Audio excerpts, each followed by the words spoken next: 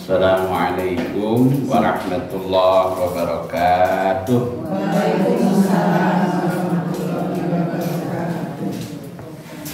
Inna hamdalillah nahmaduhu wa nasta'inuhu wa nastaghfiruh wa na'udzu billahi min syururi anfusina wa min sayyiati a'malina. May yahdihillahu fala mudilla lahu wa may yudlilhu fala hadiya lahu. Asyhadu an la ilaha illallah wahdahu la syarika lahu wa asyhadu anna Muhammadan abduhu wa rasuluh. Allahumma shalli wa sallim wa barik ala abdika wa rasulika Muhammad wa ala alihi wa ashabihi. Amma ba'd. Qala ta'ala a'udzu billahi minasy syaithanir rajim. Ya ayyuhalladzina amanu taqullaha wal tanzur nafsum ma qaddamat bighad wattaqullaha innallaha khabirum bima ta'malun. Shadaqallahul 'azim. Ibu-ibu jamaah majelis ta'lim Nur Ilahi Al Barokah yang dirahmati Allah. Puji syukur mari kita panjatkan kehadirat Allah Subhanahu wa taala. Alhamdulillah pada hari ini kita dapat berjumpa kembali di majelis ini. Mudah-mudahan semuanya sehat walafiat, ada dalam curahan rahmat, berkah serta lindungan Allah Subhanahu wa taala.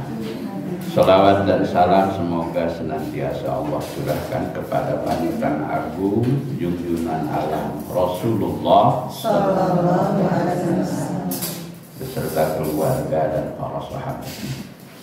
Baik, pagi ini kita insya Allah akan melanjutkan kajian kita, yaitu berkenaan dengan tazkiyatun nafs,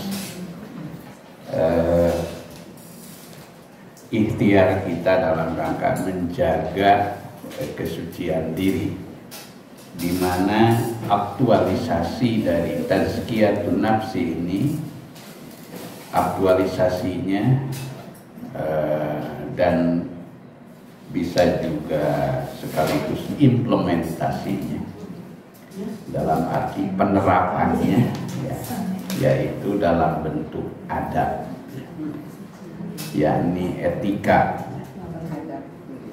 etika. Dalam segala hal memang etika ini memberi peranan penting, termasuk juga ketika kita hendak berinteraksi dengan kitab suci Al-Quran. Maka sebelum kita mengkaji Al-Quran, baik secara tematik atau secara tahlili, ternyata yang harus didahulukan itu adalah al-adab, adab pitta ammuli ma'al Quran, yaitu adab dalam berinteraksi dengan kitab suci Al-Quran. Itu peranan adab.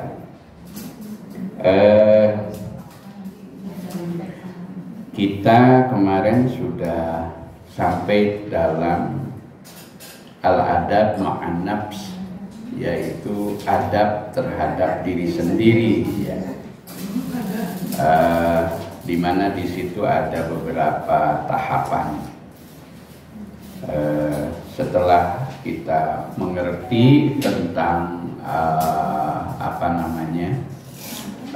pengantarnya, tentang urgensi adab terhadap diri sendiri, nah kita memasuki tahapan pertama adalah at-taubah. Perlu saya beri penekanan juga kaitan dengan at-taubah ini. di situasi sekarang ini menjadi sangat-sangat penting untuk kita amalkan. Terlebih dalam situasi kita dihadapkan pada kemarau panjang, ya. Jadi salah satu ikhtiar spiritual supaya Allah berkenan untuk segera mencurahkan rahmatnya, ya, yakni berupa air hujan, ya, berupa air hujan. Nah, sebelum dilakukan ada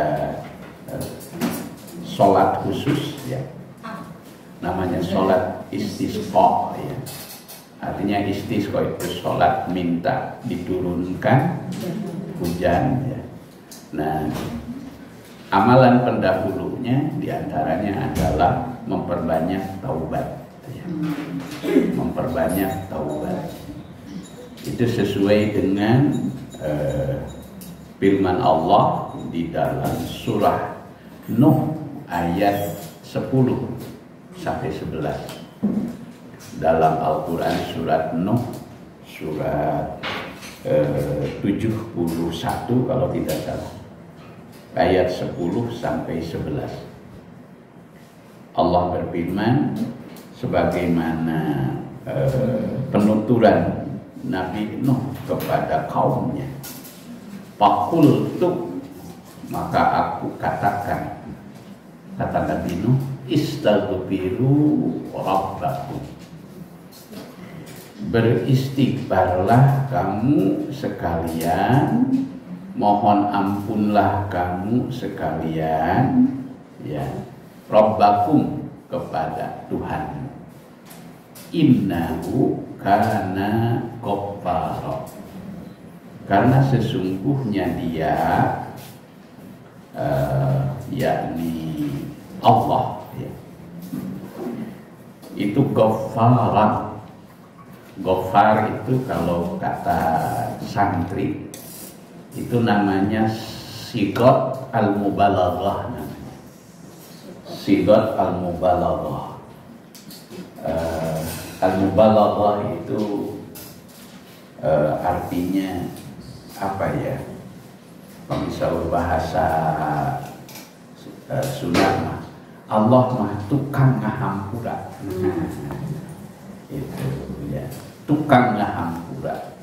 Artinya tidak ada celah sedikit pun bagi Allah untuk tidak mengampuni.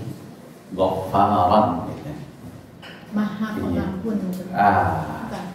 Tiasa oke, ya, maha pengampun. Ya. Ada ghafurun, nah, ya. Kalau ghafur, nah itu sering diartikan maha pengampun. Kalau ghafaron itu ya bisa diartikan juga memang maha pengampun.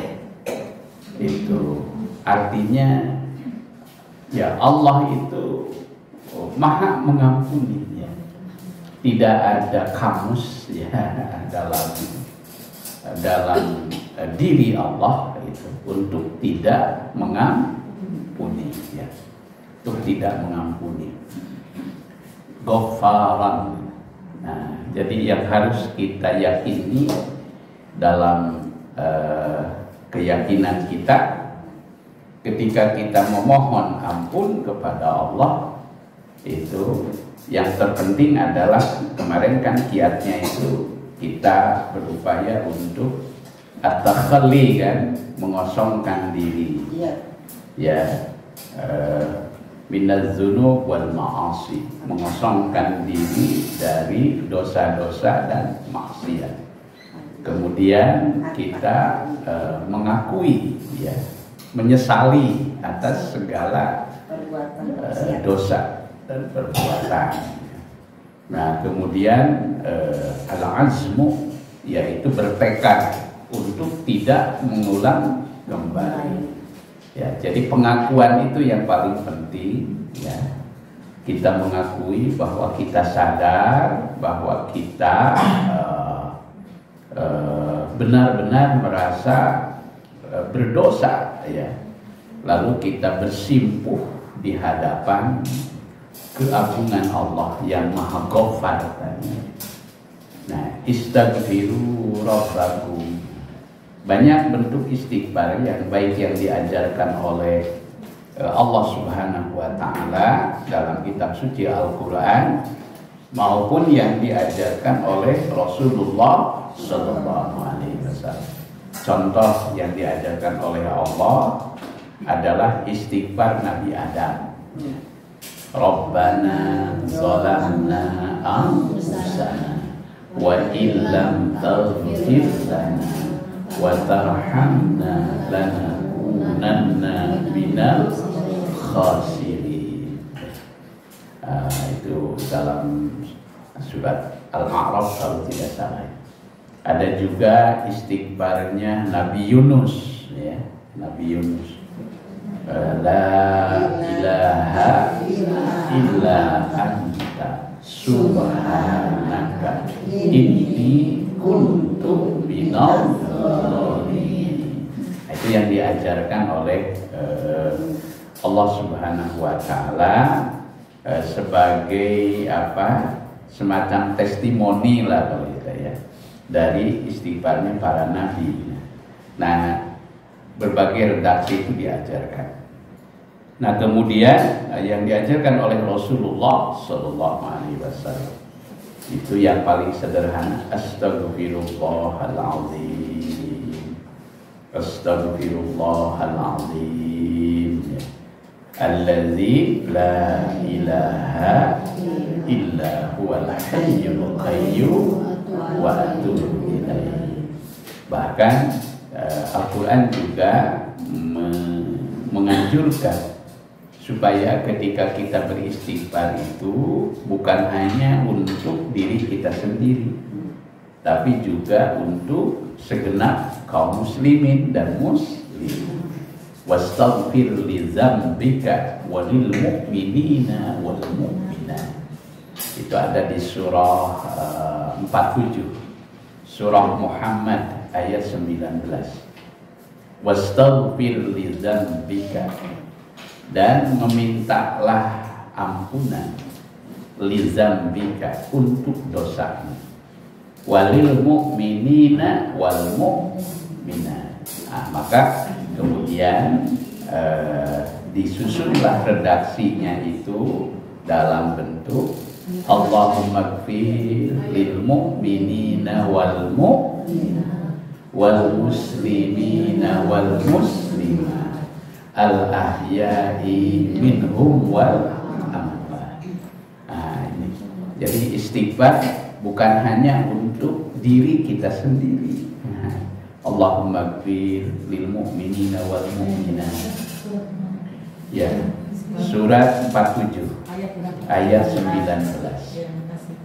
Allahumma gfir lil mu'minina wal mu'minat wal muslimina wal muslimat al ahya'i minhum wal amwat.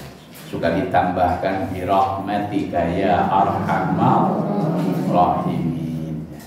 Itu saya temukan sebuah riwayat dalam kitab Nasaihul Ibad.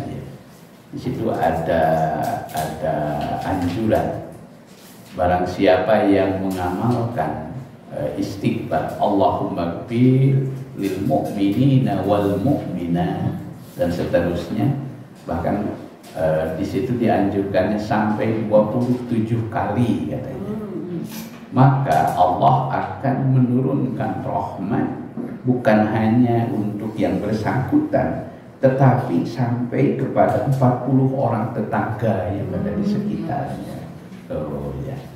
Nah, jadi ini pentingnya kita untuk memasyarakatkan istighfar. Allahumma gfir lil mu'minina wal mu'minat wal muslimina wal muslimat al ahya'i minhum. Ya. Termasuk itu juga istighfar itu termasuk pintu pembuka rezeki. Pintu pembuka rezeki. Itu hadis itu. Man lazimal istighfar, barang siapa yang melazimkan istighfar, ja'alallahu niscaya Allah akan menjadikan min kulli hammin, dari setiap kehamhaman, farajan. Allah akan menjadikan bagi orang yang selalu beristighfar itu min kulli hammin, ya. Min kulli hammin, dari setiap kebingungan, kegalauan, kekalutan, ya, farajan. Allah akan memberikan solusi, ya. Wa min kulli dhikin, dan dari setiap kesempitan, setiap kesempitan, ya, Allah akan memberikan makhraja, farajan wa makhraja. Itu kan dalam, ya, akan memberikan solusi dan kelapangan.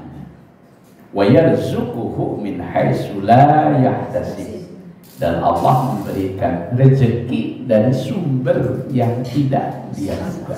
Nah, itulah di antara keutamaan istighfar.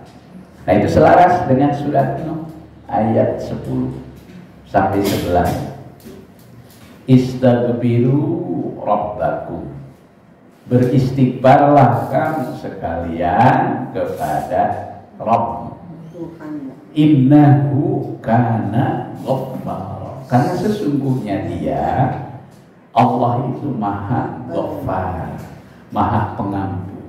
Nah, ketika Allah sudah memberikan ampunannya, maka yursilis samaa, dia akan menurunkan hujan midrara, hujan yang merata.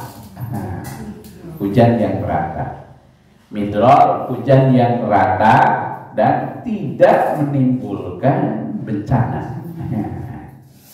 Itu yursilis samaa alaikum midrara, itu janji Allah, ya. Yursilis samaa alaikum midrara. Nah, maka ketika Allah telah kembali menurunkan hujan, wa yumdidkum bi amwalin, maka dia akan menstabilkan harta. Artinya kembali menstabilkan ekonomi, ya. Ekonomi, ya. Amwal. Wa yumdidkum bi amwalin, ya. Itu Ayeuna karaos kan dampak dari kemarau panjang itu, harga beras naik, itu mohon segala naik. Mengapa? Karena banyak yang gagal panen. Banyak yang gagal panen itu terdampak langsung. Nah, maka ketika Allah telah kembali menurunkan rahmatnya, wa yumdidkum bi amwalin, niscaya dia akan menstabilkan ekonomi, ya. Wa banin, dan banin, keturunan, anak. Artinya pendidikan keluarga juga akan insya Allah terjamin. Efeknya kan luar biasa. Wa yumdidkum bi amwalin wa banin, ya. Wa yaj'al lakum, dan dia pasti akan menjadikan bagi kamu jannatin, kebun-kebun, taman-taman, itu lambang kemakmuran. Wa anharon, ya, dan sungai-sungai. Ya. Nah, jadi ini keutamaan dari istighfar. Jadi yang dianjurkan sekali ini, bahkan di Majelis Ulama Kota Bandung, itu sekalian, itu sudah dikeluarkan himbauan agar kita memasyarakatkan istighfar. Di samping itu juga kita dianjurkan untuk banyak bersedekah, ya, banyak bersedekah. Itu insya Allah sedekah itu kan salah satu hikmahnya tadfa'ul bala, akan mencegah timbulnya bala. Ya, bala itu ujian. Ya, nanti kalau sudah kita lakukan amalan tadi, ternyata belum juga Allah merespon permohonan kita, maka kita dianjurkan untuk memperbanyak saum, ya, saum sunnah. Bahkan ketika kita akan menyelenggarakan sholat istisqa, maka salah satu anjurannya kita saum terlebih dahulu. Saum dalam rangka untuk istisqa, 3 hari saum. Kemudian setelah selesai saum 3 hari, nanti diumumkan kita akan menyelenggarakan istisqa itu oleh pemerintah setempat, ya, bisa melalui MUI atau yang punya otoritas. Itu dipersiapkan, ya. Waktunya sama seperti sholat duha, ya, Idul Fitri. Idul Fitri seperti Idul Fitri, waktu duha, ya, waktu duha. Itu bahkan di kampung itu ada katanya sebahagian orang yang sengaja sholatnya itu di waktu ketika sedang matahari sedang panas, itu di pesawahan yang sudah kering, gitu ya, pesawahan yang sudah kering. Kemudian dianjurkan kita memakai pakaiannya yang lusuh, itu anjurannya. Ya, beda ketika kita Idul Fitri, Idul Adha. Kami istisqomah ngawang anu lusuh. Itu kenapa kita pakai? Untuk mengekspresikan bahwa kita benar-benar patut dikasihani oleh Allah Subhanahu wa ta'ala. Itu yang lusuh, ya, pakai pakaian yang lusuh. Dianjurkan juga dihadiri oleh semua kalangan, baik laki-laki maupun wanita, termasuk bayi. Di channel. Mengapa?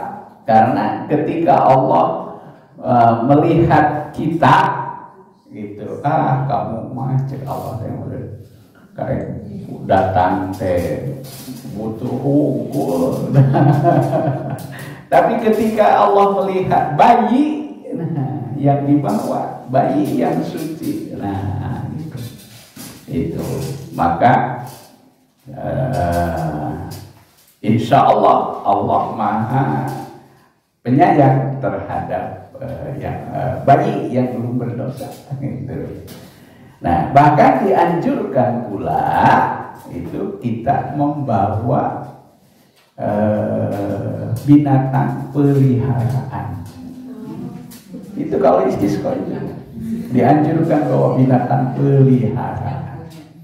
Itu mungkin ibu punya, kalau yang punya kambing, itu dia itu ayam, itu.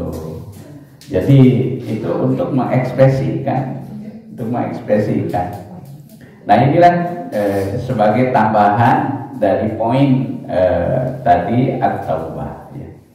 Kemudian tempo hari kita sudah sampai pada bahasan yaitu al-muhasabah,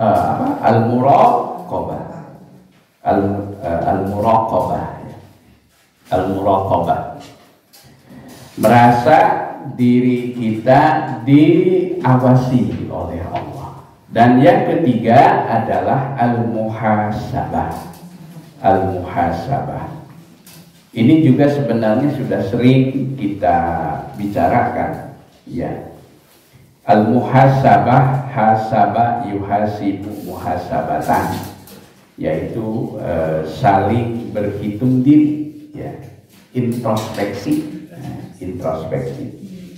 Wahia annahu lamma kanal muslimu amilan fi hadhil hayati lailan nahara ala ma yas'adahu bidaril akhirah.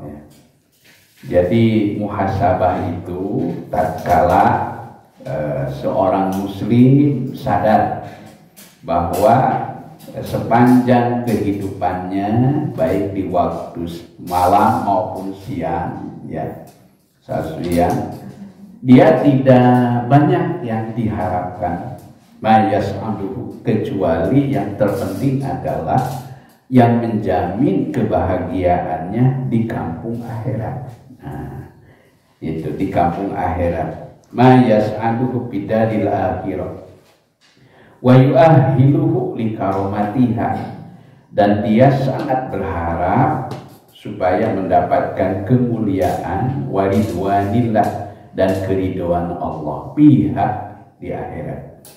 Wa kanat dunya, adapun dunia itu dipandangnya sebagai musimu amalihi, yaitu kesempatan untuk menanam ya, untuk menanam amalnya. Kana alaihi andal arbah ayyandura, maka dia terbukti akan melihat amalan-amalan duniawinya itu ya, itu terutama yang berkaitan dengan keagamaan, amal keagamaan. Itu kan secara garis besar ada amalan yang wajib atau fardu ya, ada amalan-amalan yang sunnah. Maka amalan yang fardu itu akan dipandang itu seperti ketika dia memandang sebagai seorang pedagang. Nah, jadi amalan yang fardu itu akan dilihatnya sebagai pokok dari amal kesehariannya, itu sebagai pokok modal ya, modal. Jadi kalau seorang pedagang itu diibaratkan ketika dia beramal dengan amal fardu itu maka itu sama dengan modal utamanya gitu.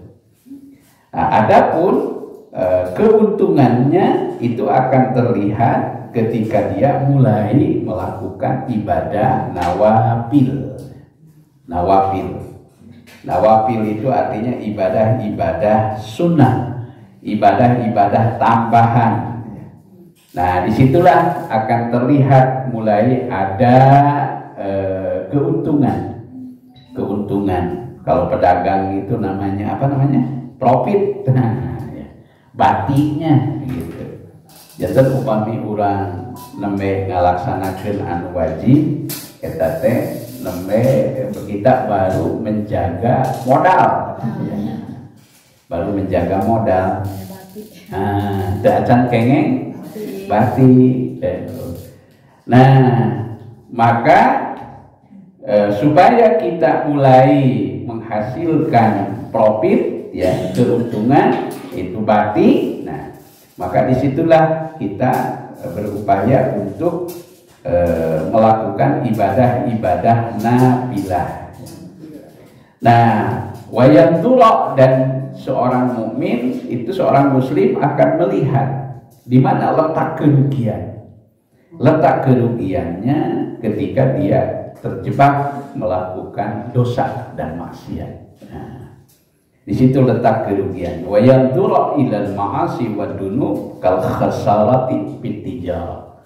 Itu seperti kerugian dalam perdagangan. Dalam perdagangan itu. Nah, maka kira-kira seperti itulah ya. Karena itu ketika kita, kalau nasihat guru kami dulu, ketika engkau belum bisa berbuat baik katanya, maka usahakan agar engkau tidak berbuat jelek. Minimal terugel gitu ya. Ketika kamu belum bisa berbuat baik katanya, maka usahakan agar kamu tidak berbuat jelek. Ketika kamu belum bisa berupaya meningkatkan ketaatan, maka usahakan agar kamu katanya tidak melakukan kemaksiatan. Jadi dengan meninggalkan kemaksiatan minimal terjaga, terjaga. Itu salah satu tuntunan dalam rangka muhasabah. Pokoknya istilah pedagang makan muhasabah teh balitungan. Balitungan, istilah pedagang muhasabah itu. Dan ini dianjurkan ya. Bahkan dianjurkan kalau memungkinkan itu harian. Hasibu anfusakum, hisablah dirimu. Ya, hasibu anfusakum itu perkataan Sayyidina Umar. Hasibu anfusakum qabla an tuhasabu. Hisablah diri kamu sebelum kamu dihisab. Ya, sebelum dihisab. Nah, jadi seperti itulah alur pemikirannya. Ya, kita dalam rangka bermuhasabah, ya, bermuhasabah. Nah, ayatnya yang sangat identik atau populer kaitan dengan muhasabah itu ayat Al-Hasr ayat 18 yang sering kita baca. Allah berfirman, A'udzubillahi minasyaitonirrajim, ya ayyuhalladzina amanu ittaqullah. Hei orang-orang yang beriman, bertakwalah kamu kepada Allah. Wal tanzur nafsu, dan hendaklah memperhatikan nafsun diri ma qaddamat, apa yang telah dia lakukan, liqaddin, untuk hari esok. Wattaqullah, dan bertakwalah kamu kepada Allah. Innallaha khabirum bima ta'malun, kan sesungguhnya Allah itu maha teliti. Jadi Allah bukan hanya sekedar mengetahui, Allah maha teliti terhadap apa yang kamu perbuat. Nah, jadi wal tanzur nafsun, di situ ada kata kunci, itu adalah amrun bil muhasabah.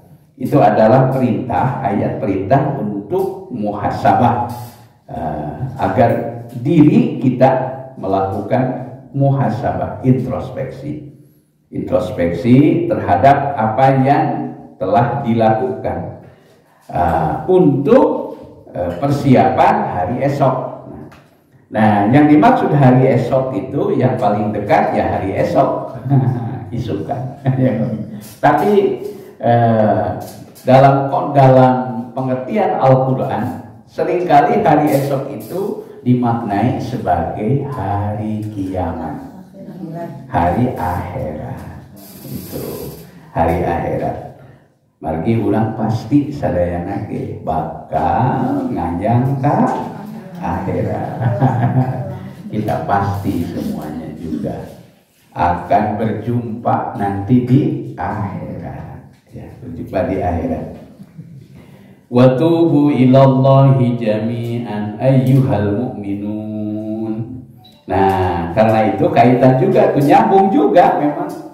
Termasuk dalam rangka muhasabah itu adalah dengan bertobat. Wa tubu ilallah, dan bertaubatlah kamu sekalian kepada Allah. Jami'an, semuanya. Ayyuhal mu'minun, hei kaum mukminin, la'allakum tuflihun, agar kamu sekalian beruntung. Surat An-Nur ayat 31. Jadi orang yang bertaubat itu pasti memperoleh keberuntungan. Gitu. Jadi kalau kita mau jadi orang yang hoki, itu hoki, terang hoki, hoki, ya, hayya,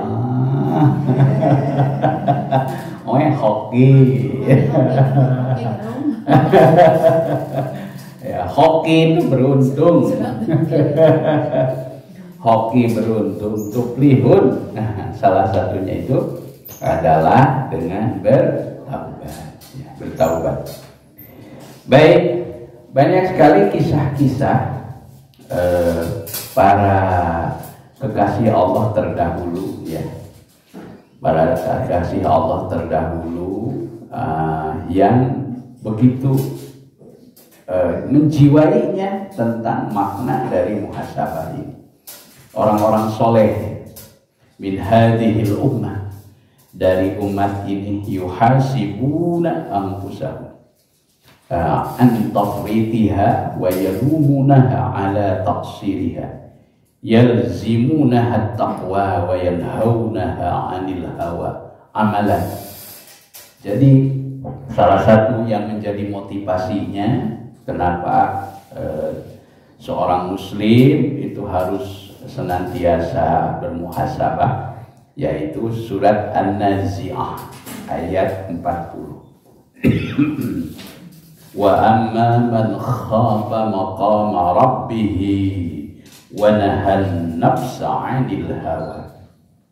Maka adapun orang yang takut terhadap maqam Tuhannya, ya maqam Tuhannya, wa nahan nafsa 'anil hawa, dan dia mencegah dirinya dari bujukan hawa nafsunya, fa innal jannata, maka sesungguhnya surga hiyal ma'wa, itulah tempat tinggalnya.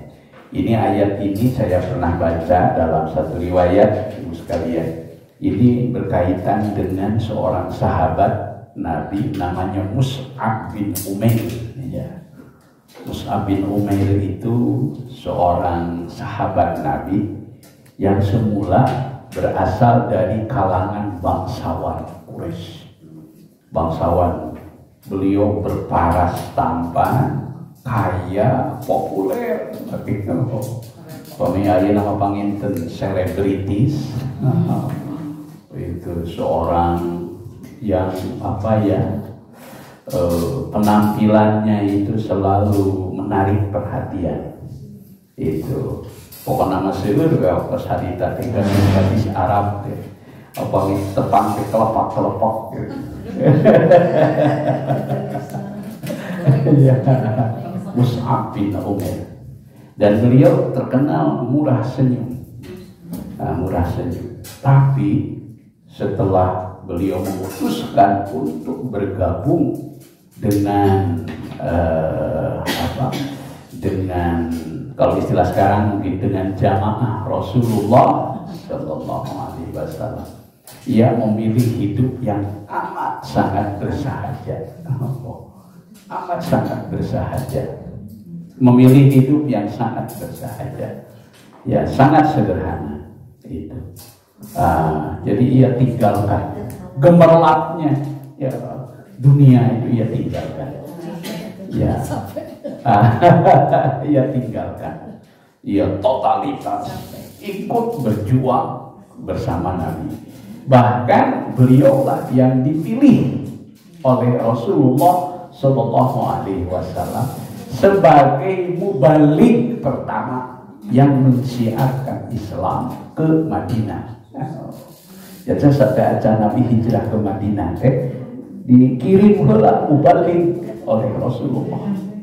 Ya, yang dikirim siapa? Yang dikirim adalah Mus'ab bin Umair. Mengapa Mus'ab bin Umair yang dikirim? Karena beliau punya karakter, yaitu apa? Satu, berbeda dengan kebanyakan orang Arab pada umumnya ketika itu. Orang Arab pada umumnya ibu ketika itu, ya, dan sekarang juga terkadang kita melihat, so tinggali pulang Arab, ini jumpa saya, itu ya, itu keluar kata-katanya dengan suara yang keras, wih kata, itu. Itu dengan nada yang keras, dengan perangai yang temperamental. Nah, tapi Mus'ab bin Umair justru itu beliau orangnya itu santun, murah senyum. Murah senyum. Maka oleh Nabi dipilih sebagai mubaligh pertama. Konon dalam satu riwayat, dari sinilah muncul sebuah hadis, tabassumuka liwajhi akhika sadaqah. Itu berkaitan dengan hadis Nabi. Ada hadis tabassumuka, tabassum,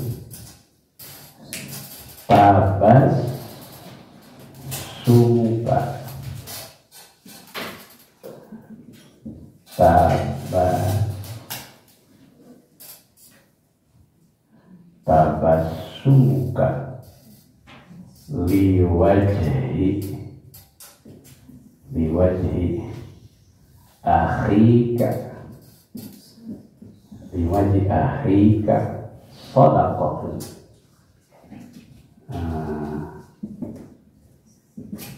Shadaqatun, senyummu yang kau berikan kepada saudaramu adalah sedekah.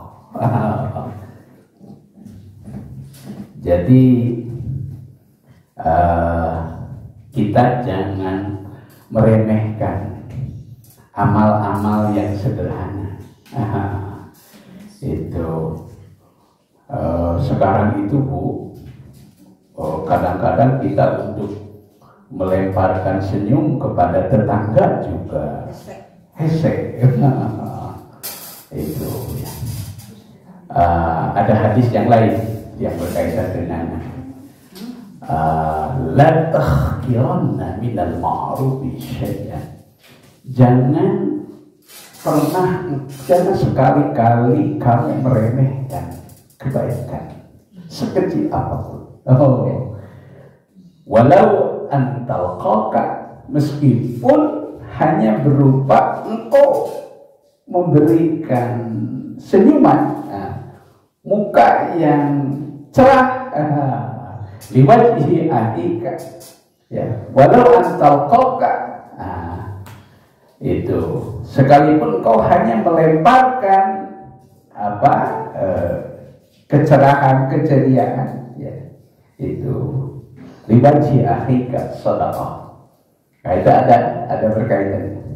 Nah, maka dipilihlah ketika itu mubalik pertama oleh Rasulullah, namanya Mus'ab bin Umair. Mus'ab bin Umair ini, wah, luar biasa totalitas perjuangannya sekalian. Ini beliau termasuk orang yang gugur syuhada pada peristiwa perang Uhud. Dan hebatnya lagi, Mus'ab bin Umair ini itulah yang memegang panci bendera, sehingga ketika benderanya itu ditebas, tangannya yang kanan dipegang sama yang kiri, gitu. Sampai roboh gitu. Tapi begitu sederhananya Mus'ab bin Umair ini ketika wafat pada peristiwa Uhud itu. Begitu sederhananya orang yang diceritakan tadi bergelimang dengan kekayaan, ya. Pada saat meninggalnya, untuk menutupi kain kafannya pun tidak cukup. Tidak cukup untuk menutupi kain kafannya. Tapi berkenaan dengan Mus'ab bin Umair ini, turunlah firman Allah, surat An-Nazi'at. Surah Allah, fa'amma man khafa maqama rabbih.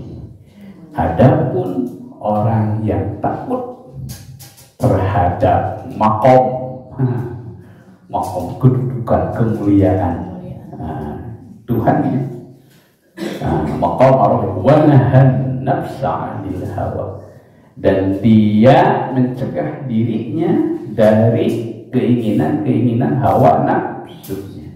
Fa innal jannata hiyal ma'wa, maka surgalah tempat tinggal. Jadi Mus'ab bin Umair itu sudah langsung dijanjikan apa? Surga oleh Allah Subhanahu. Palingan atuh. Terus yakin di surga. Awisnya punya. Nah ini baik. Nah, itulah puncak dari muhasabah. Yang keempat dari tazkiyatun nafs ini, adab terhadap diri sendiri adalah al-mujahadah. Al-mujahadah. Yang keempat, al-mujahadah.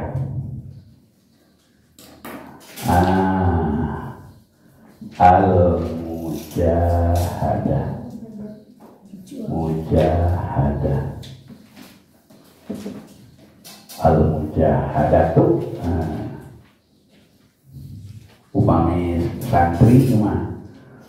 ulah centre eta teh baris ieu nanti tungtung nanti kehiwa ieu teh tuh tati Beda ya Pak Ustaz. karena nanti akan apalagi ibu-ibu. iya iya al-mujahadatu. Apa itu al-mujahadah? Wahia ay ya'lamal muslimu anna a'daihi ilaihi, yakni seorang muslim sadar, tahu bahwa musuh yang sesungguhnya itu musuh yang paling berat yang sesungguhnya itu atas dirinya, yaitu apa? Huwa nafsu, yaitu hawa nafsunya. Huwa nafsu allati baina janbaihi wa annaha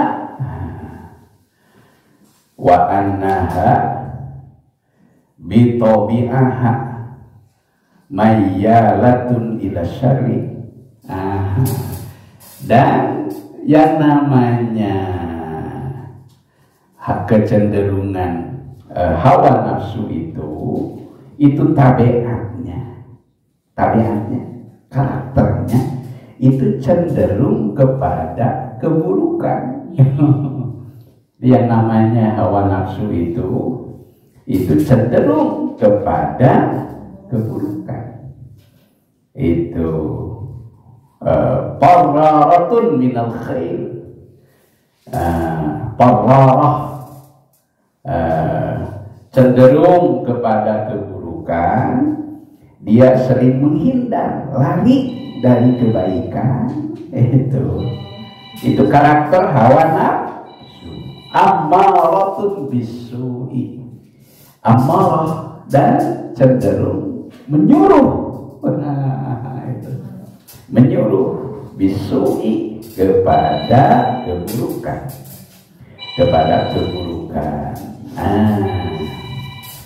kita lihat Ibu surat Yusuf ayat 53. Maka diwalalah wa amma ubri'u nafsi. Itu Ibu lihat, silakan surat Yusuf ayat 53. Surat Yusuf ayat 53. Wa ma ubri'u nafsi innan nafsa la ammaratun bisu'i. Coba kira hartos nanam Ibu. Dan aku tidak menyatakan diriku bebas dari kesalahan. Betul. Ya. Karena sesungguhnya nafsu itu selalu Tuh, Nabi Yusuf aja Ibu kepada kejahatan. iya mengakui, Nabi Yusuf mengakui bahwa ia tidak steril, tidak bebas dari godaan nafsu. Wa ma ubri'u nafsi, dan aku tidak bebas dari apa? Ya, itu wa ma ubri'u nafsi. Ya, mengapa? Inna nafsa, karena sesungguhnya nafsu itu la ammaratun bisu'i. Tapi teknik dijantunkan dalil sekali supaya dijantunkan dalil, dia mau dulu sinetron. Ustadz juga manusia. Itu berdalil. Ya pokoknya kita berusaha, ya berusaha. Wa ma ubri'u nafsi, dan aku tidak menjamin bebas dari keinginan hawa nafsu. Inna nafsa, karena sesungguhnya nafsu itu la ammaratun. La ammaratun ini menggunakan redaksi sungguh dia itu cenderung menyuruh itu la amaratun bisu'i kepada keburukan. Tuhibbu ad-da'ah wal khulud ila Allah. Itu saya kemarin sore diskusi di dapur. Biasa kamu Kapolda kan begitu masak gitu, Kapolda itu masak, kepala polisi dapur sama baju masak, tapi suka tanya juga gitu. Itu bahwa manusia itu jangankan manusia, Allah Subhanahu wa Ta'ala saja itu mengakui bahwa dia itu sifatnya kan azizun, innahu azizun hakim. Jadi kalau manusia punya ambisi, sekarang kan kecenderungan hari ini ambisi manusia itu cenderung menginginkan tahta. Ayo nama tahta itu, tahta itu, ayo nanti itu zaman tahta, gitu mau. Nah, ibu sekalian nih, ya, ambisi manusia untuk selalu ingin mendapatkan tahta, kedudukan, ya. Itu satu yang naluriah, itu. Maka harus ada konstitusi yang membatasi. Itu harus ada konstitusi yang membatasi. Nah, Allah Subhanahu wa Ta'ala mengakui Allah itu Al-Aziz. Itu dalam Asmaul Husna Al-Aziz. Al-Aziz itu artinya maha kuat, maha gagah, maha perkasa, maha kuasa. Itu Al-Aziz. Yang kekuasaannya itu tidak akan ada pihak manapun yang mengalahkan. Itu Al-Aziz namanya. Al-Aziz. Karena itu siapa yang mengendalikan kekuasaan Allah yang tidak terkalahkan itu siapa? Siapa? Coba. Siapa itu? Yang mampu mengalahkan kekuasaan Allah yang tidak terbatas itu, yang tidak akan terkalahkan itu adalah kebijaksanaan Allah sendiri. Adalah kebijaksanaan Allah Subhanahu wa Ta'ala sendiri. Maka diperhatikan dalam kitab suci Al-Quran selalu diikuti. Innahu azizun hakim. Oh, bayangkan kalau, nah inilah itu seakan-akan itu konstitusinya Allah. Innahu azizun hakim. Nah, maka disinilah perlu ada pembatasan, ya, perlu ada pembatasan, ya. Jadi itu perlu ada pembatasan, perlu ada kontrol, ya, ada kontrol dari sistem, ya. Oke. Sampai ke situ aja pembicaraannya, tidak diperpanjang.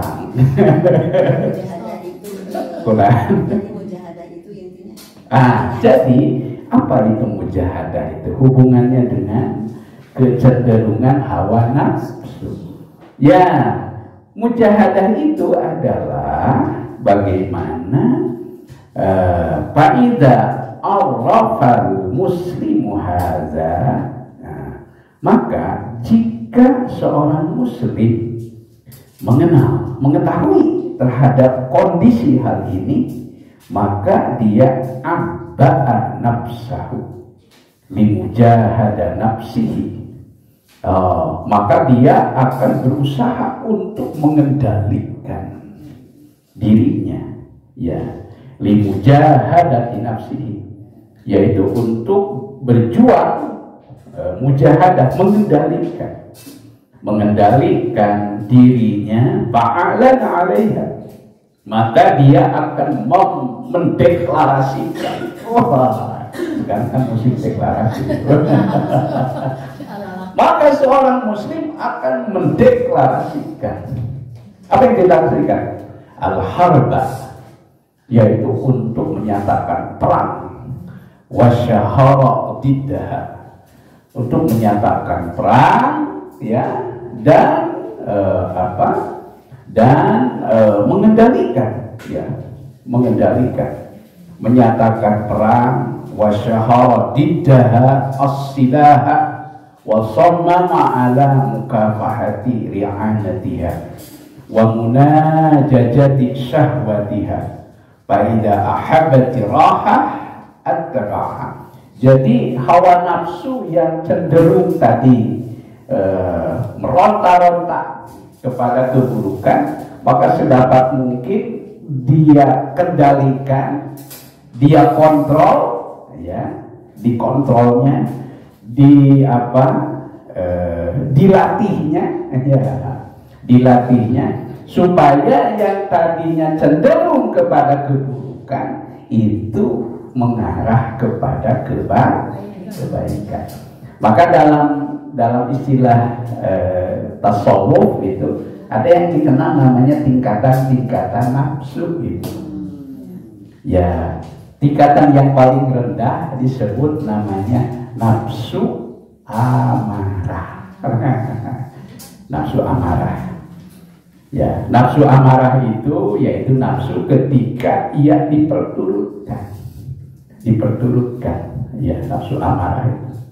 Nah, kemudian ketika dia mulai dididik, dilatih, ya, dibina, maka dia akan perlahan naik kepada tingkatan nafsu yang kedua, disebut namanya nafsu lawamah.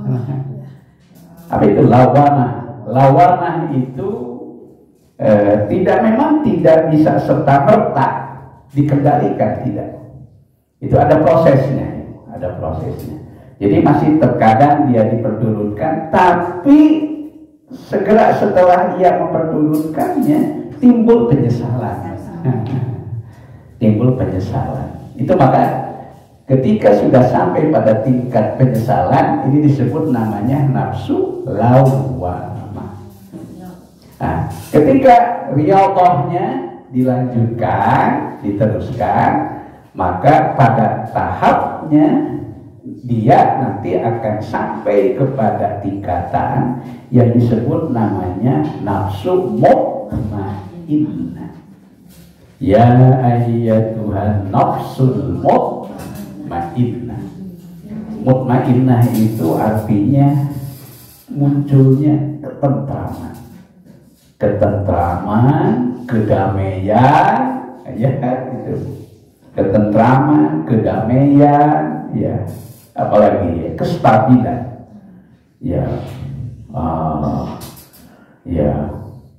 Kalau istilah salah seorang capres itu, saya nggak menyebutkan nama. Dipuji tidak terbang, dicaci tidak tumbang. Itu ya, itu. Wah, ini bagus sekali itu kata-kata itu. Dipuji tidak terbang, dicaci tidak tumbang. Ya ayyatuhan nafsul mutmainnah. Itu kalau kata Ibnu Abbas dalam Takwinul Mikbas, itu ciri nafsu mutmainnah itu kan 5 itu. Itu yang pertama as-shadiqatu bi tauhidillah. As-shadiqah. Ya, jadi targetnya tadi apa, Bu? An-nafsul mutmainnah.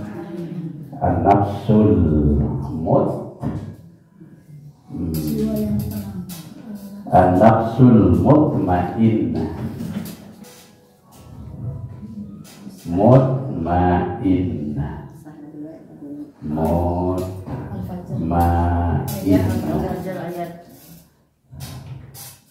an-nafsul mutmainnah, Tuhan nafsul mutmainnah. Apa cirinya? Satu, as-sadiqatu, as-sadiqatu, as-sadiqatu bitauhidillah, bitauhidillah.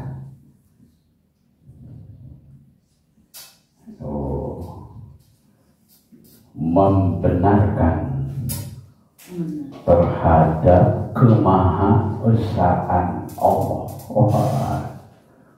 Ini kalau sudah sampai di situ itu as-sadiqatu bitauhidillah, seperti Sayyidina Abu Bakar Siddiq. Itu as-sadiqatu bitauhidillah. Ini membenarkan. Ya. Kenapa kita harus yakin terhadap kebenaran? Ya karena memang kebenaran yang hakiki itu tidak ada sedikit pun yang pantas diragukan. Zalikal kitab la raiba fihi. Itulah kitab yang tidak ada keraguan-raguan. Ya, itu. Karena itu maka yakin as-sadiqatu bitauhidillah. Yang kedua, karena itu maka asyakiratu, asyakiratu, asyakiratu bina'ma'illah, bina'ma'illah.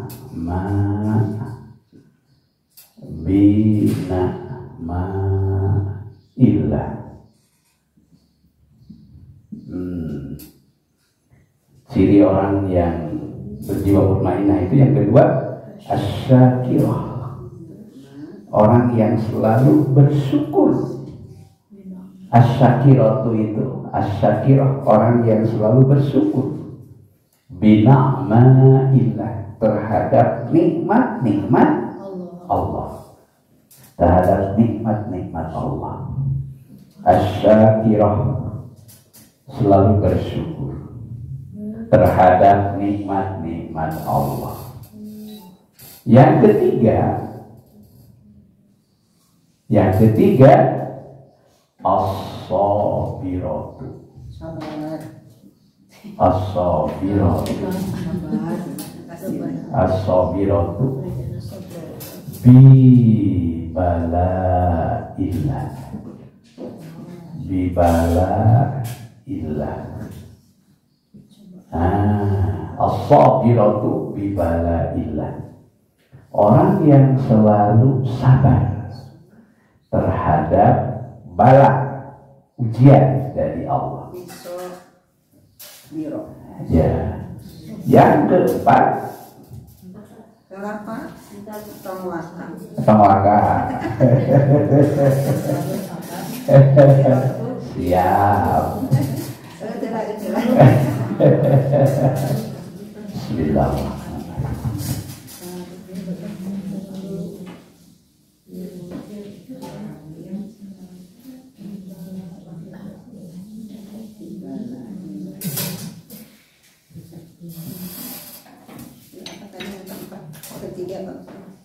Yang ketiga, as-sabiratu bi bala'illah,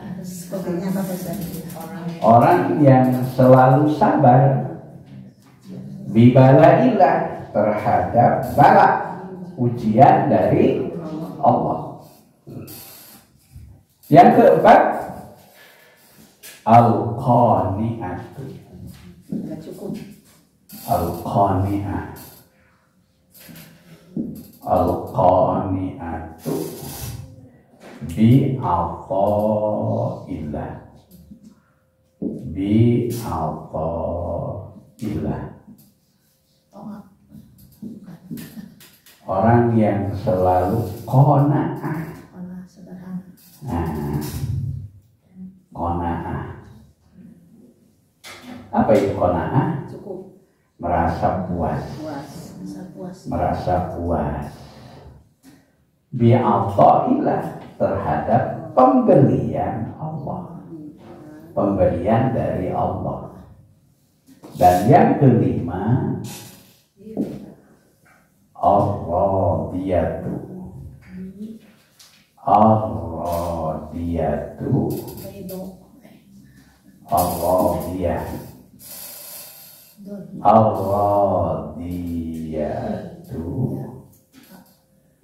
Ar-radiyatu biqadaillah.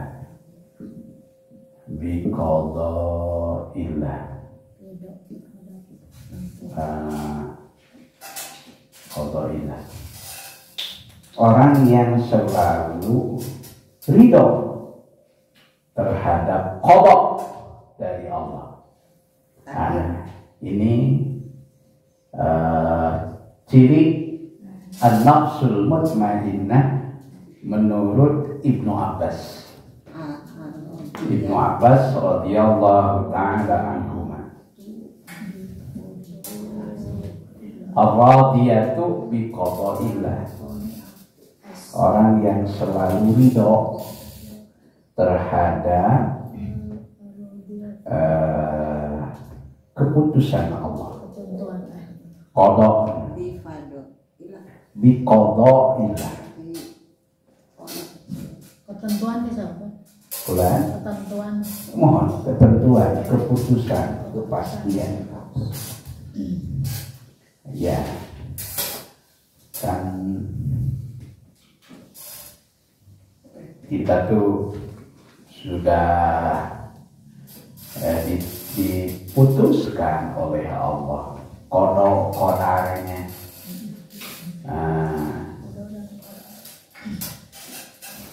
Kita tidak bisa protes. Saya dilahirkan sebagai lelaki dari seorang ibu, dari seorang ayah. Terus kono itu, terus kono itu, namanya Allahumma inni abduka ibnu abdika ibnu ammatika nasiyati biyadika maudin biya hukmuka adlun biya qada'uka as'aluka bikulli ismin huwa laka sammaita bihi nafsaka wa anzaltahu bi kitabika aw 'allamtahu ahadan min khalqika an taj'ala al-Qur'an al-'azim rabi'a qalbi wa nura sadri. Ada doa dari Rasulullah SAW. Allahumma inni abduka, ya Allah, aku ini hamba. Allah ini abduka, ibnu abdika, aku salah seorang anak dari hamba. Itu bayangkan ayah kita. Ibnu amatika, aku adalah salah seorang yang terlahir dari seorang wanita. Bayangkan ibu kita. Allahumma inni abduka ibnu abdika nasiyati biyadika, ubun-ubunku berada dalam genggaman tanganmu. Ubun-ubun kita bergantungan. Maudin biya hukmuka, masa laluku berada dalam keputusan. Ya, adlun biya qadauka, keadilanku berada dalam keputusanmu.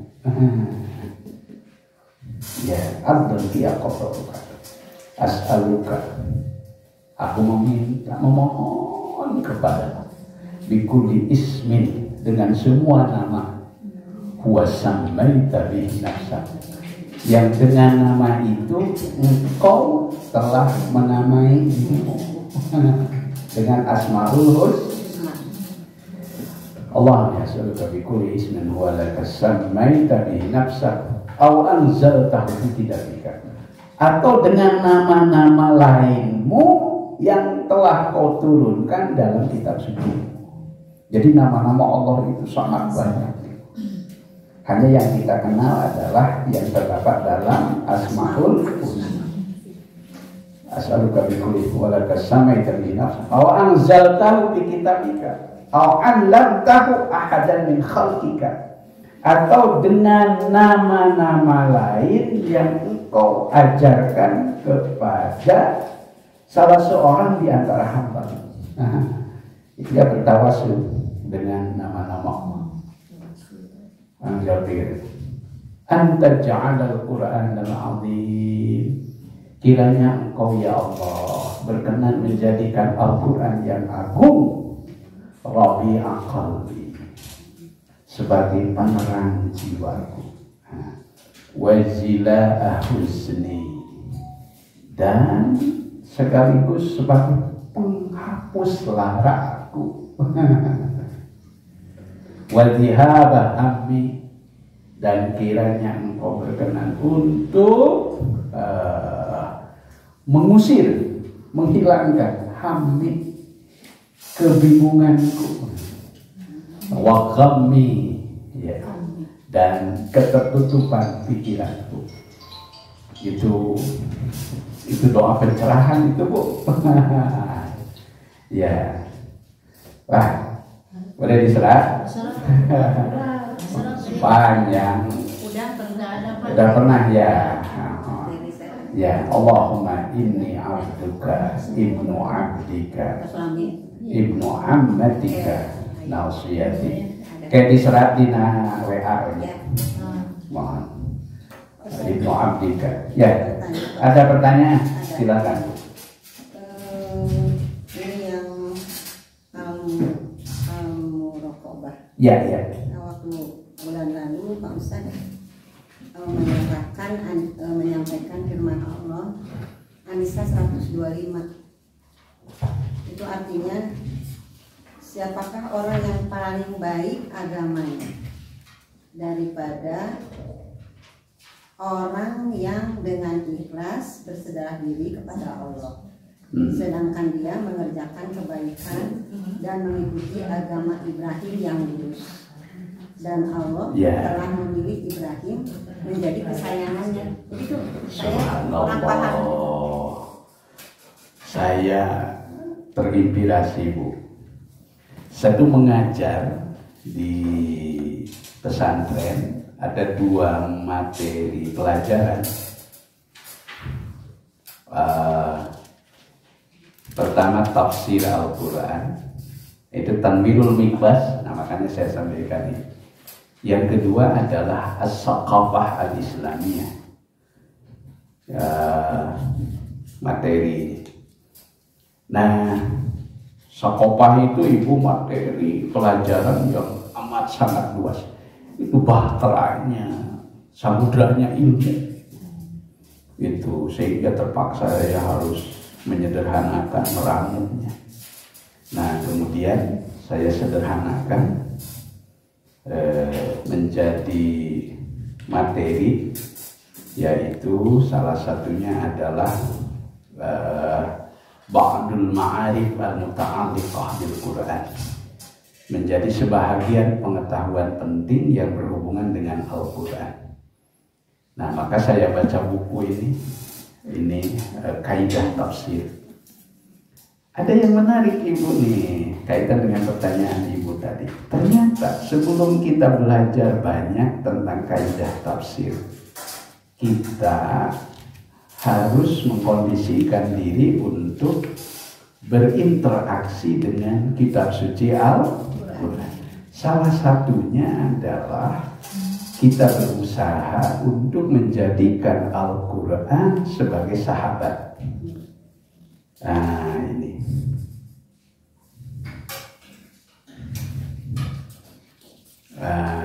kaitan dengan muraqabah, Ya.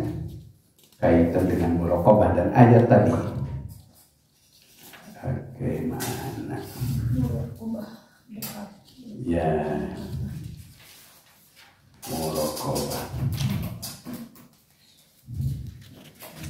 Jadi kita harus berupaya menjadikan Al-Quran sebagai sahabat,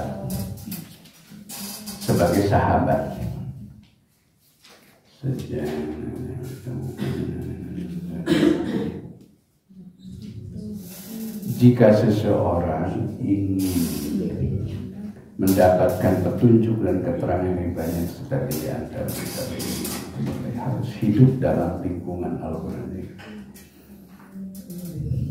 berdialog. Oke, Nabi Ibrahim begitu dekat kepada Allah sehingga beliau digelar dengan Khalilullah, teman yang masuk ke relung hatinya yang terdalam, ya, ke relung hatinya yang terdalam, terdalam persahabatan dengan Allah. Ini tadi yang Ibu baca itu Quran surat An-Nisa ayat 125. Ya, 125. Karena itu Allah menunjukkan kepadanya malakutus samawati wal ardh, yaitu kerajaan langit dan bumi. Ya, Al-An'am ayat 75.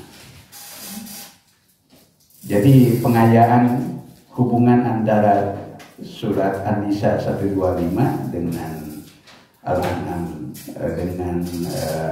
yaitu surat Al-An'am 75. Kata malakut dipahami antara lain sebagai alamul ghaib dan rahasia-rahasia jiwa atau kekuasaan Allah yang demikian besar di langit dan di bumi.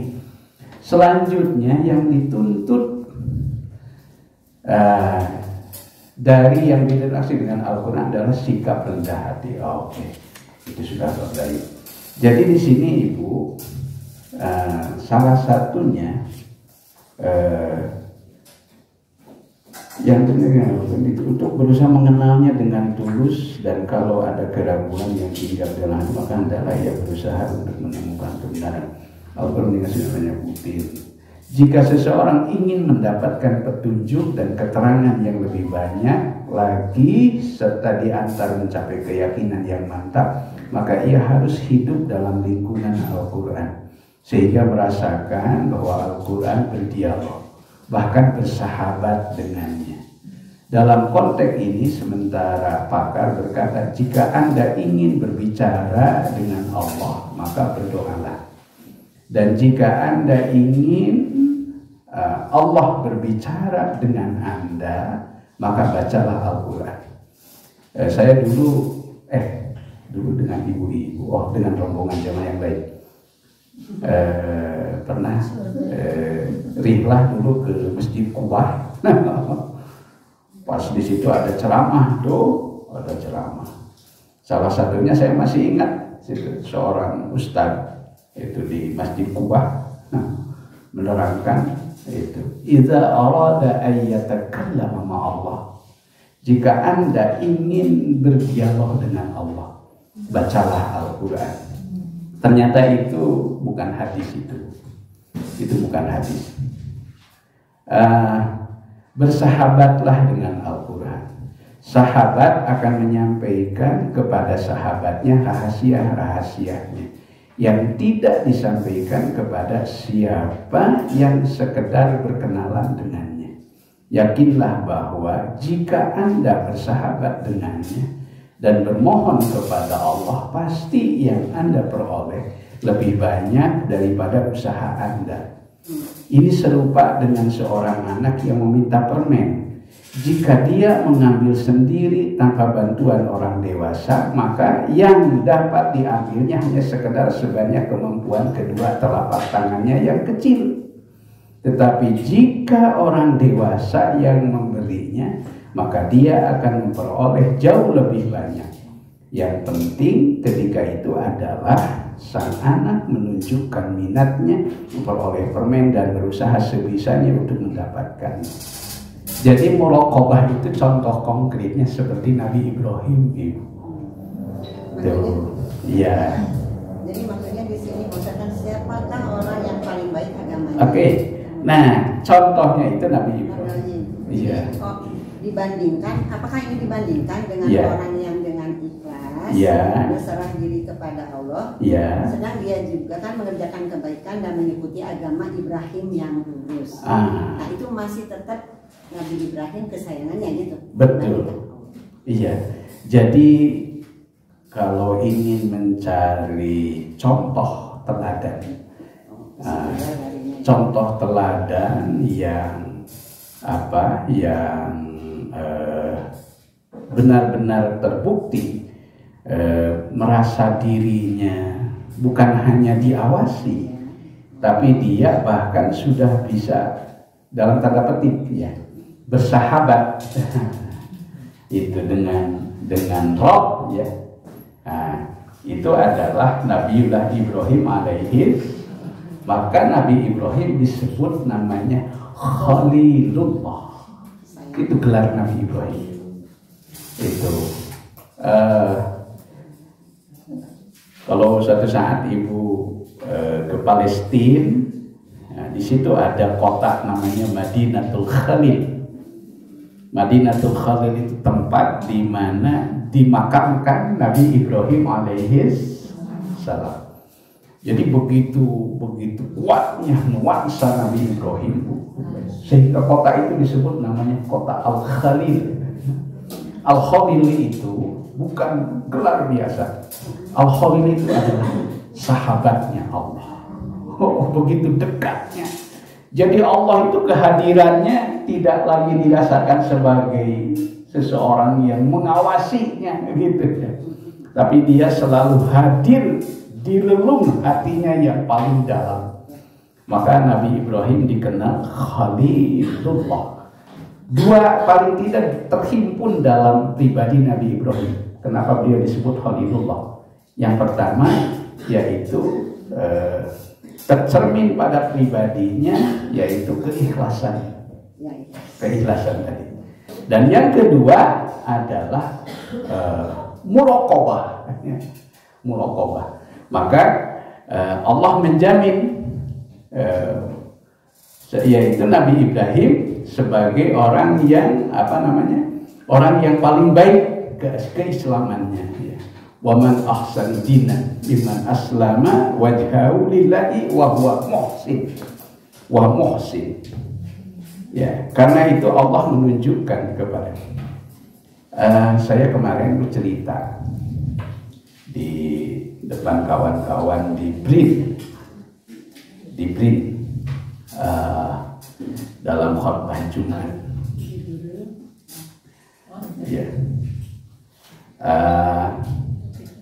Badan Riset Nasional. Saya ceritakan tentang testimoni seorang guru yang sangat saya kagumi. Peristiwa terjadi tahun 47. Ketika peristiwa kemerdekaan masih dalam proses yang dipertahankan. Ya. Ketika itu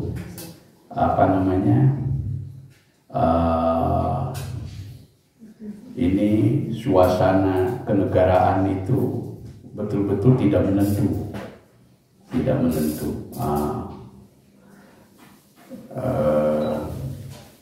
Kemudian pada saat itu juga terjadi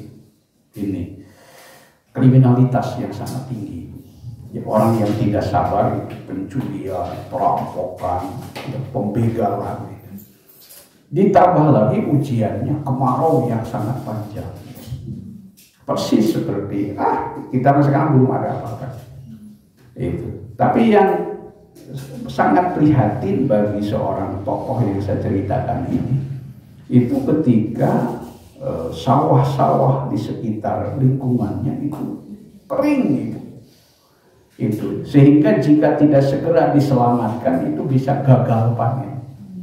Lalu beliau berpikir keras gimana caranya supaya bisa menyelamatkannya. Setelah menyelamatkannya, kemudian beliau berusaha keras selama 2 malam beliau berpikir.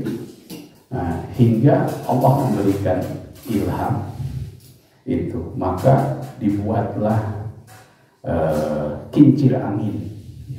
Jadi sumur-sumur sudah kering, ya. Sumber mata air kecuali ada di satu sumber yaitu sungai, namanya Sungai Cibulan. Nah, kemudian beliau dengan 10 orang santri itu membuat teknologi, yaitu teknologi kincir angin. Kincir angin, kincir air, Bu, yang terbuat dari bambu itu dengan pompa hidroliknya. Sampai dikerjakan selama 2 hari dengan santrinya itu, dan subhanallah itu ternyata apa yang menjadi kerisauan itu berhasil, ya. Sawah-sawah yang tadi sudah hampir kering itu berhasil dialiri dengan karyanya ini. Nah, sehingga orang-orang penduduk sekitar itu mengenalnya ini pompa air made in Ajenan. Dari situ ya sampai kepercayaan warga sekitar yang tadinya orang yang ngedul ke masjid, mereka itu berbondong-bondong pergi ke masjid, ya. Nah, saya ceritakan kepada kawan-kawan di BRIN itu artinya apa? Ketika kita dihadapkan pada situasi kritis seperti itu, maka situasinya sangat terbatas. Tapi ini bukan mendorong kita untuk menyerah, gitu ya. Nah, tapi kita harus justru dalam keadaan keterbatasan biasanya kita terdorong untuk melakukan sesuatu, ya. Itu sesuatu yang bermanfaat bagi banyak orang. Nah, maka saya motivasi kawan-kawan di BRIN, itu tidak salah, saya bilang justru itu yang semestinya dilakukan. Kalau teman-teman di BRIN itu melakukan seperti rekayasa cuaca dan sebagainya, itu kan teknologi. Nah, di samping tadi, di satu sisi juga kita berikhtiar dengan pendekatan spiritual, yaitu dengan dzikir, dengan doa, dengan memohon istighfar, Nah, jadi Ibu, karya-karya yang demikian mulia itu hanya mungkin dihasilkan oleh orang-orang seperti Nabi Ibrahim alaihi. Maka karya terbaik Nabi Ibrahim yang abadi itu adalah Ka'bah Baitullah. Itu kan karya Nabi Ibrahim, ya, yang bersama putranya Ismail. Nah, maka beliau itu begitu melegenda dalam agama tauhid, ya, dalam agama tauhid. Nah, jadi ini muraqabah. Jadi muraqabah itu pengertiannya adalah ketika kita bukan saja merasa diri diawasi, tetapi bagaimana ketika kita sedang dalam proses untuk menjalin dalam tanda petik, ya, persahabatan kita sebagai hamba dengan Allah Subhanahu wa Ta'ala, sehingga insya Allah langkah-langkah kecil kita sesederhana apapun itu akan senantiasa mendapatkan bimbingan dari Allah Subhanahu wa Ta'ala. Nah, maka disitulah Nabi Ibrahim digelari dengan Khalilullah, teman yang masuk ke dalam relung hatinya yang terdalam, ya, persahabatan dengan Allah. Nah, karena itu Allah menunjukkan kepadanya yaitu rahasia-rahasia langit dan bumi tadi. Nah, kata malakut antara lain dipahami sebagai alam gaib, rahasia-rahasia jiwa atau kekuasaan Allah yang sedemikian besar di langit dan di bumi. Ya. Nah demikian saya kira ya. Jadi ini sebagai pengayaan. Kembali lagi Ibu tadi satu at-taubah. Yang kedua apa Bu? Muraqabah. Yang ketiga muhasabah. Dan yang terakhir adalah mujahadah. Ya. Ayat yang menjadi dalil atau rujukan utama tentang mujahadah yaitu diantaranya ayat yang sangat populer juga, yaitu surah Al-Hasr, surah Al-Ankabut. Surah Al-Ankabut ayat 69. Walladzina jahadu bina lanahdiyannahum subulana wa innallaha lama'al muhsinin. Dan sesungguhnya orang-orang yang bermujahadah di jalan kami, lanahdiyannahum, maka sungguh kami pasti akan menuntun mereka, menunjukkan kepada mereka jalan-jalan kami, wa innallaha lama'al muhsinin, dan sesungguhnya Allah pasti akan selalu menyertai orang-orang yang berbuat ihsan. Saya menemukan kata penting Ibu. Ada satu kata tadi, muhsinin, muhsin atau muhsinin, muhsinun, ya. Jamaknya muhsinin. Siapakah yang layak disebut muhsin? Ya, muhsin itu Ibu orang yang sudah mantap dalam kebaikan, sudah mantap ada di dalam kebaikan,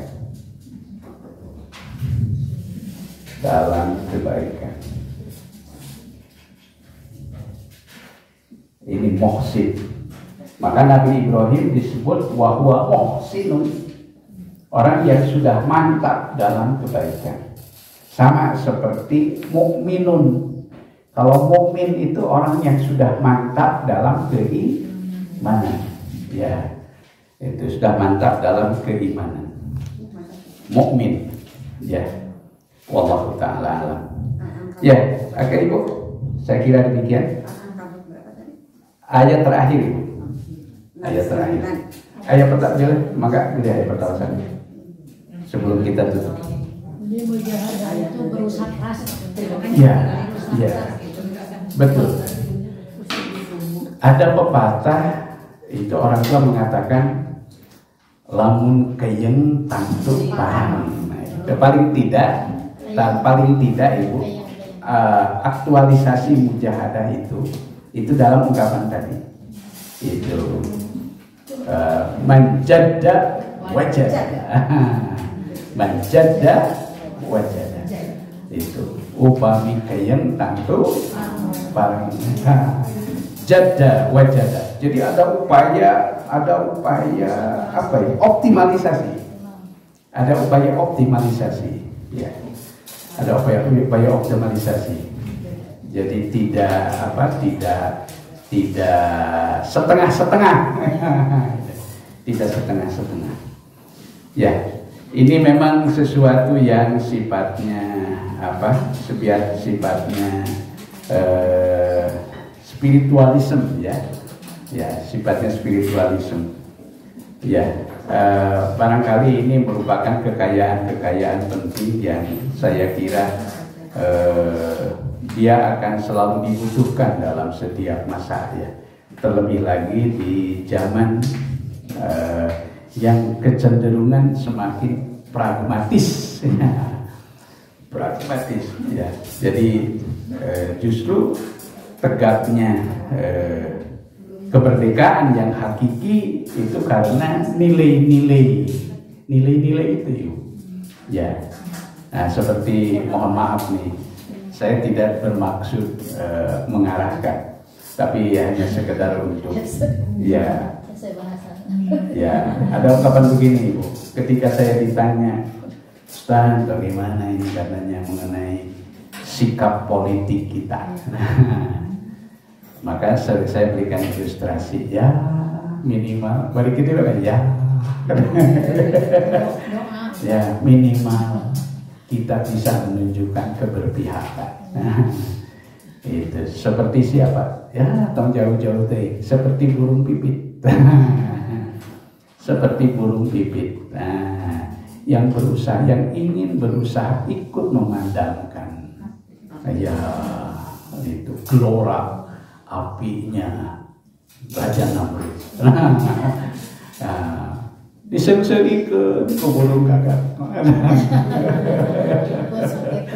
Nah, mana teh gitu, malah ke pareum. Tapi ketika itu ternyata jawaban burung pipit itu yang mengagetkan. So, bukan itu yang saya cari, paling tidak. Nah, saya bisa menjawab di hadapan Tuhan. Di pihak mana saya berdiri. Itu itu kan Habib Rahim. Wallahu ta'ala alam. Ya mohon. Ya silahkan. Dari uraian Mas apa? Baik. Ada yang kelewat Pak. Iya iya. Dari uraian. Enggak, belum ketulis sama saya khusus. Oke. Yang bilang kamu belum bisa berbuat baik, Iya. usahakan tidak berbuat buruk. Iya. Nah, yang keduanya tuh apa gitu? Ya. Bila Anda belum bisa menjalankan ketaatan, nah, maka usahakan tidak melakukan kemaksiatan. Ya, itu sebab dengan kita menghindari diri dari kemaksiatan, itu juga sudah salah satu bentuk dari ketaatan. Itulah makna la haula wala quwwata illa billah. Itu saya dalam hal ini Bu, itu belajar dari Buya Hamka. Beliau salah satu istighfarnya itu selalu digabung dengan hauqalah. Astaghfirullahaladzim, la haula wala quwwata illa billahil aliyil azim. Jadi ketika beliau melihat perlakuan orang lain yang tidak serp dengan apa yang diharapkan, itu beliau tidak menggerutu. Gitu. Beliau hanya berucap astaghfirullahaladzim, la haula wala quwwata illa billahil aliyil azim. Sampai 2 tahun 6 bulan beliau kan itu di penjara. Dan itu diinterogasinya luar biasa. Itu supaya mengaku itu disetrum, disetrum, iya. Itu disetrum begini ya. Itu. Nah, justru yang heran itu polisi yang pernah menyetrumnya itu Bu. Itu dia kaget dia, ini Buya ini punya kekuatan apa? Itu ditekan sedemikian rupa itu beliau tidak bergeming gitu. Sampai akhirnya polisi yang tadi menginterogasi saya ada jantung murid ngajinya.